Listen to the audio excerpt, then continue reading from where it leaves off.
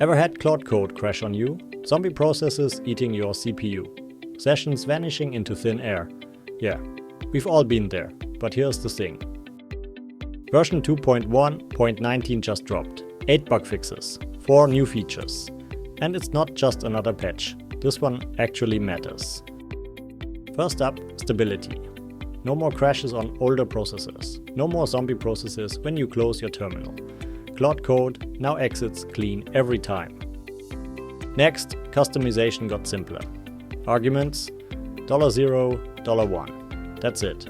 Plus a new environment variable to control the task system, your workflow, your rules. And for VS Code users, session forking is now live. Explore different conversation branches. Made a wrong turn? Hit rewind. It's like Git for your AI chats. 61 developers already gave it a thumbs up. Update now. Just type Claude update. Your terminal will thank you.